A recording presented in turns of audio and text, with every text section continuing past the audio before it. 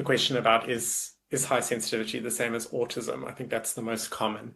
And so I find it helpful to first think about why does this question come up so often? What are the areas of confusion that lead to this question?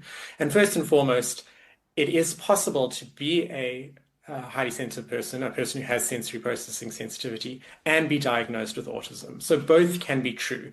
They are not mutually exclusive.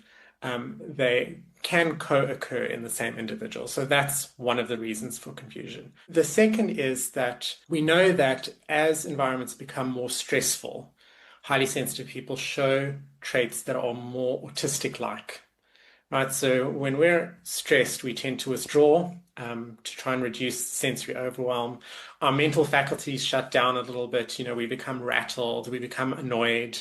And so that on the surface can look very similar to an individual with autism also sort of shutting down from sensory overload. So that's an area for confusion. And another area is that autism occurs along a spectrum. And at the high functioning end, high functioning autism, that can very much resemble high sensitivity. It can be very difficult to distinguish. What we currently believe is the distinction between autism and high sensitivity is what we call theory of mind in psychology, the ability to understand what other people are thinking or feeling, what their intentions are, what their actions might be. For highly sensitive people, that comes naturally. We're really skilled at understanding how other people might feel, what other people might think, and what their actions might be.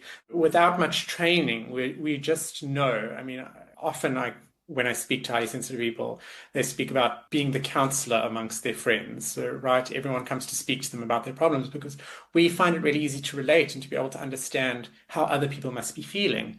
That's traditionally not true of people on the autism spectrum disorder. That's an area where they struggle. So people with autism tend to have difficulty in understanding how other people think and feel and understanding social cues and so on.